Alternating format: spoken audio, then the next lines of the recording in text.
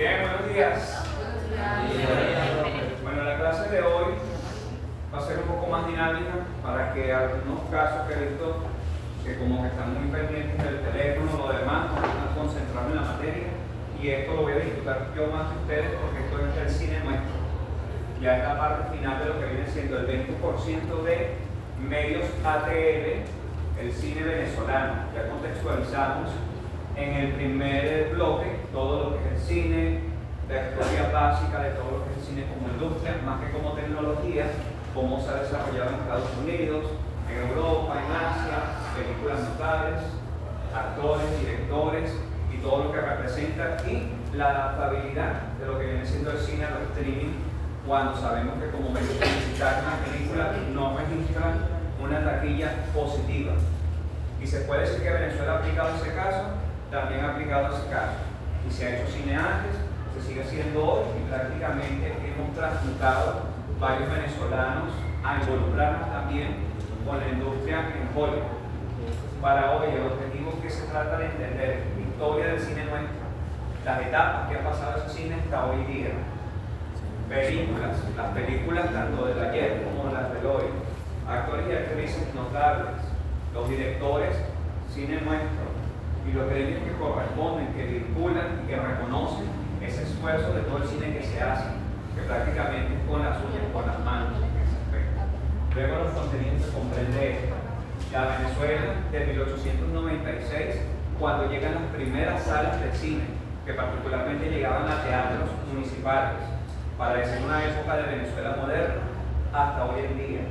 Las salas de cine conocidas previo al franquiciado que hoy muchos conocen de ustedes 26 años después, porque el cine era un poco más autónomo.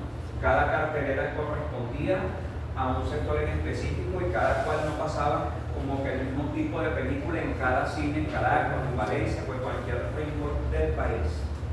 Personalidades pueden no vinculantes a la parte del cine, de críticos, periodistas y expertos que saben de cine. No era como que se conseguía el término cinéfilo, que eso se fue adaptando después de los 70, 80, hasta acá en el siglo XX. Premios y reconocimientos, no solo nacionales, sino los internacionales, que han hecho eco en premios de la Academia, en premios Goya, en premios Platino, que son de índole iberoamericana o hispanoamericana. ¿Okay? El contexto sociopolítico, que es algo que ha tenido impacto, porque así como nos afecta a toda una situación de un país, también eso afectó, pero el venezolano tiene algo, la resiliencia para poder adaptar y seguir creando lo que más ama. En este caso en el cine, así fue adaptarse a las tecnologías, aún en tiempos de crisis y de caos, y que todavía se sigue haciendo cine en ese aspecto. Y las temáticas que eso representa, que solamente durante un tiempo cuando el cine estuvo crítico en los 80 y en parte de los 2000, 2019 hacia acá, se había quedado estática, entonces faltaba creatividad, desarrollar ideas. Si Hollywood tiene acción, comedia, drama, vida real y otros elementos, nosotros también podemos crear ese tipo de cine. Y eso ha hecho que como producto de exportación, casas productoras compren la licencia a Venezuela de algunas de las películas más conocidas que han tenido ese hincapié, y como también todo este proceso de adaptarnos, de crear cine genial y grande, ha hecho que figuremos también en plataformas streaming, y que estas personalidades que una vez fueron parte de la televisión nuestra, de la radio y todo, ahora hacen vida en contenidos angloparlantes y todavía se siguen desarrollando en ese aspecto. ¿Ok? Entonces, un poquito aproximarles eso, porque eso de que viene una dinámica por grupo, que por allí pase una lista. Entonces eso va a ser así, porque esto es de cultura pop venezolana, pero alienada en la industria del cine. ¿Ok? Entonces eso es muy importante tomarlo en cuenta para la clase de hoy. ¿Conocen alguna película venezolana? Ahorita Manitos Tom. La Manitos Tom, que tuvo una segunda parte, y parte de esa producción fue con personal de Valencia, de la Escuela de Arte y Efectos, que trabajó parte de las ediciones por compromisos de copyright, porque el cine venezolano también depende del lucro de marcas que aprueben que sean parte de un título de una película, como parte de esas películas que se hicieron en estadios, y los estadios prácticamente son como murales publicitarios.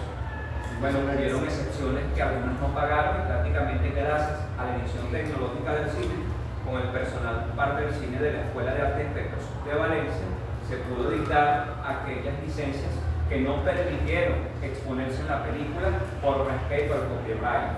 Entonces esos son los provechos de la tecnología hoy. Que si tú veías una marca tal, una telefonía, que es un color muy naranja, en la película no se iba a ver porque no licenció el copyright para salir en la película, no lo pagó. Entonces como no lo pagó, ¿qué hace la escuela? Esto como que no existió, queda eso, se nota, si eres a nivel de detalle, esos aspectos. Pero es el deber ser, porque normalmente el cine venezolano es algo que se ha hecho con uñas, con esfuerzo, primeramente independiente, y por sus procesos de crisis ha sido resiliente. Por eso nosotros como venezolanos buscamos la forma de ver cómo manejamos las cosas. Entonces cuando nos preguntan, bueno, ¿cómo es Venezuela? Bueno, es como el Titanic, pero riendo. Bueno, algo así. Pues bien.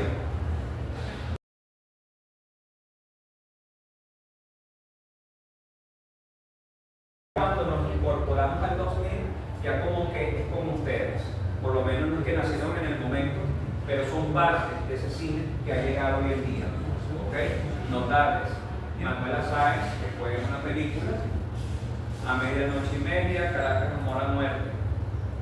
Quiero hacer un inciso, lo que estoy aquí nombrando de 2000 en adelante, aquí están películas, largometrajes, que son de hora y media, 2 horas, cortometrajes, que es de menos, de 30 a 45 minutos, y documentales. Entonces eso, para la actividad, pilas con eso, pues son preguntas capciosas. No estoy nombrando esos títulos, es una historia. Continúo. 2003, Yotama, se va volando, no sé cómo es este título, pero bueno. 2004, Punto y Raya, cuando alguien que conocen por ahí hizo película con alguien que ahora no, tampoco es tan notable por cosas. 2005, Secuestro Express, bueno, de culto. Claro, aplica un tipo de temática que en Venezuela en los 80 era notable, porque decían, bueno, es que en Venezuela se hace cine de esto. Entonces esa temática nos ha enganchado durante el siglo XX, que es cuando Venezuela dice, bueno, hay que hacer otra cosa. Si Hollywood hace terror y hace drama y hace acción, ¿por qué no podemos nosotros? Eso fue un llamado de alerta al final de los 90. Luego 2006, Elipsis, Francisco de Miranda, que hubo 2 películas, pero yo reconozco solamente una. Ustedes saben cuál es el director, ¿no? 2007, Postales de Leningrado, un poco más de contexto ideológico en realidad, porque hay que ser honesto con eso. 2008, La Virgen Negra. Ahora estamos hablando más de folclore, ¿verdad? De religión, de culto, de historia, de cultura. 2009, Día Naranja, otra que se llama Venecia, con doble Z, porque se inspira en que el nombre de Venezuela lleva eso de Venezuela, como ahora se habla de un tiempo para acá, si Colón fue uno italiano, porque por eso el nombre de Venezuela, como pequeña Venecia, de Venezuela, ese arraigo italiano. Venecia, Venezuela, ¿se dan cuenta? 2010, Hermano, más deportiva, muy buena película, de superación personal, de crecimiento, que es donde ya la incorporación del mensaje, que me deja una película venezolana, no es nada más el entretenimiento y el educar y la cultura, sino que me tiene que proporcionar algo para mi desarrollo como persona, la resiliencia como tal. Chile, una casa palmadita, así se llama, la que más premios tuvo en 2010. ¿Cuáles habrán sido sus premios? En una premiación obtuvo 3 premios. De hecho, Habana Eva, también muy famosa, pero tampoco lo fue tanto para mí al menos. Y La Hora Cero, que es una película bastante de catarsis, muy de histeria colectiva, por decirlo así, porque te mantiene inmerso de principio a fin. ¿Ok? Muy parecido al estilo de películas que hace Jason Statham, pero con estrés venezolano, vamos a ponerlo así, en una época del siglo XX, de hecho. 2011, El chico que miente, Reverón, que es acerca del artista plástico. El humor de las piedras, que no es precisamente película, pero fue muy notable para dar a conocer nuestro país. 2012, El misterio de las lagunas. 2013, quien la conozca, Casa del Fin de los Tiempos, muy buena, premiada, reconocida, muy que adaptó mucha cosa del cine norteamericano, pero malo, que tiene un contexto ya más social, de, bueno, personas que se planchan el cabello, por decirlo así, por ese problema del juicio moral y social. Luego, 2014, no tan rosa, ya vamos a otra cuestión, ¿ok? Ese sentido de la diversidad de género, por decirlo de algún modo, por elección, no por biología. 2014, la misma época Libertador, de un actor que muchos admiran, que es la versión entonces de esa época de un libertador que era tanto de hablar como de acción, porque decían, bueno, es que él nada más dirigía ejércitos, no, o sea, tenía que mover muchas cosas, mover su cuerpo, entregar su vida y todo, y hacerse parte, no era el que comanda hoy en día y le dice a la tropa, bueno, vayan allá. No, él estaba metido, te hablan de un Bolívar humano. Luego en 2015, la distancia más larga, no conozco mucho de eso, pero también fue conocida. 2016, el Inca. Ya para la época de 2019 entramos en una era que también nos afectó mundialmente, fue la pandemia. Entonces el cine en Venezuela, por toda la situación que estábamos atravesando, se estancó. No se estancó, porque somos resilientes. Nosotros decimos, tenemos que buscar la forma de persistir y comprometernos a seguir haciendo cine. Entonces ya tenemos el recurso de que con smartphones se dio, bueno, podemos hacer películas con esto, porque ya el cine también había cambiado desde hace unos 10 años en ese entonces. Ya no eran películas con metrajes de 35 milímetros, ya la resolución de YouTube de 360 cambiaba a 480 y a 1080, y empezamos a hablar del famoso CAN. Y ese casi incorpora también a lo que viene siendo, ¿verdad? Lo que viene siendo las pantallas de cine. Ya prácticamente la digitalización del cine era un hecho, ¿ok? Entonces con esos tiempos hubo una primera película que se llamó La Fortaleza, filmada totalmente desde la perspectiva de un smartphone, ¿ok? Luego tenemos en 2020 más a lo del cine tradicional, pero con la tecnología actual, como el Danubio, 2022, muy conocida, El Exorcismo de Dios, eso tuvo premios, bueno, de que conocemos a alguien que hoy nos representa muy bien en ese aspecto, ¿ok? Que ya es parte de la industria editorial de un emporio ahí en DC Comics, ¿ok? Y 2023 Simón, que fue algo que, bueno, una película que como que no llegó mucho porque sabemos lo que representa en ese contexto de la migración, ¿ok? Y que así, o sea, ha tenido presencia, dicho, yo estoy aquí para hacer un llamado de alerta a lo que está pasando, que nos convertimos en la siguiente migración después de varias, como la de los bloques judíos o otras nacionalidades que por la misma guerra habían migrado, pero a nosotros pareciera una guerra en realidad, cuando no la hubo, sino que fueron situaciones que llevaron a algunos simplemente prosperar con bien en otros países.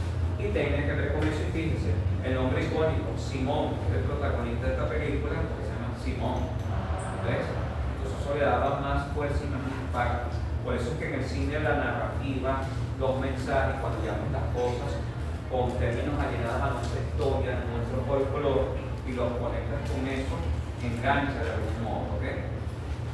Bien. Hay que mencionar cosas muy importantes aquí. ¿Qué representan? ¿Quién representa por nosotros el cine en Venezuela? Tenemos el SENAC, que es la parte gubernamental que maneja lo que es la cultura y el arte en cine nuestro, ¿ok? Y la Cinemateca Nacional. En este caso vamos a ponerlo en el aspecto más autónomo. Autónomo, ¿qué quiere decir?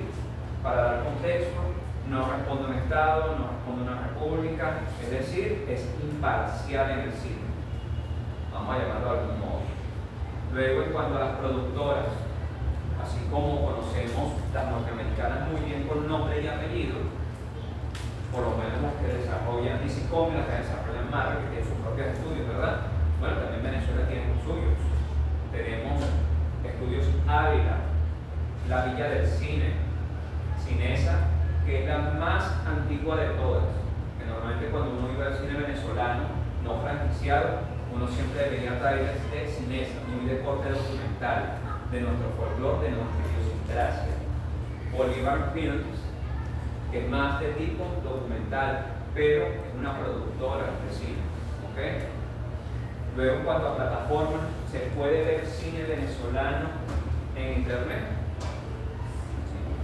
¿Sí o no? Sí. ¿En YouTube nada? Ah, ok, bueno, claro. Hay una plataforma donde se pueden ver más de 50 películas de lo que se ha recopilado a nivel de esa hemeroteca, de lo que se ha podido conservar, porque como la tecnología cambia, la resolución también, tú no puedes adaptar todos los formatos del cine. Entonces hay una plataforma llamada Cine Mestizo. Ahí hay más de 50 películas, muestras de todo lo que ha habido siglo XX, siglo XXI, y todas esas estructuras que le integran, como un inicio, ¿verdad? Cómo abre, cómo apertura, el desarrollo, de qué trata la trama, donde se recupera todo, donde se mezcla todo, el conflicto, el desarrollo, para llegar a un culminio que se cierra la película o el fin.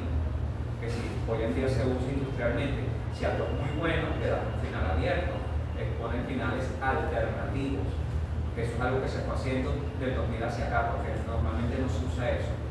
En el cine clásico, normal que tú quieras hacer algo conclusivo, que puede dar apertura a algo, un solo final y ya está. Ahora bien, directores conocidos, no es nada más cosa de Spielberg, de Michael Bay, o de Akira Kurosawa, o de todos esos que les gusta, que les apasiona en algún género o en alguna temática. Hay mucho más allá de directores de cine venezolanos que también han experimentado con producciones norteamericanas o extranjeras de otra lengua. Albert Barbero, Diego Rísquez, Jonathan Yakubovic, Margot Benacerraf, que no es nada más una escuela o un museo, fue una directora de cine, Alfredo Weck, Alfredo Anzola, Patricia Ortega, Ina Torres, Carlos Arzcurba, Doris Wells, María Alejandra Martín, Carlos Málabe, Miguel Ferrara, Elia Schneider, directores, directoras de cine. Actrices, Mayra Alejandra, Elba Escobar, Anacia Arabia, Hilda Brahms, Daniel Alvarado, María Gabriela Farías, Scarlett Gruber, María Conchita Alonso, Patricia Velázquez, Nina León. Actores, Carlos Villamizar, Rolando Daray, Pedro Durán, Edgar Ramírez, Santiago Cabrera, Luis Melodimo Abreu, y bueno, el cielo es el límite, porque prácticamente gracias a este buen arte de desarrollar crónicamente una nueva exposición de lenguaje corporal, ha hecho que los actores, en su desempeño y sus disciplinas sólidas, se han hecho un lugar en el cine norteamericano, el cine extranjero en este caso. ¿Okay? Bien, bueno, si ya tienen sus delegados, que pase el primero. Agarra uno, uno solo, agarra uno. Delegado 2, delegado 3, delegado 4,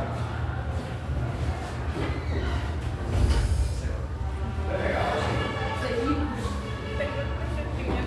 En algún caso, uno le tocó el 6, entonces ese sería el 5, entonces ese es el 5. Ok. Bien. Oído. ¿Cuáles son las preguntas que voy a plantear? Después me van a decir quién toca primero.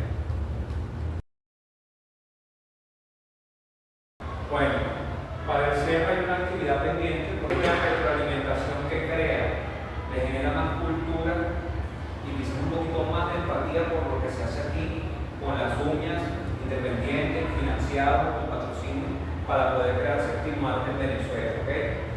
Hay una tarea adicional a estos 5 puntos, yo la voy a brindar por el material de soporte en nuestro grupo WhatsApp.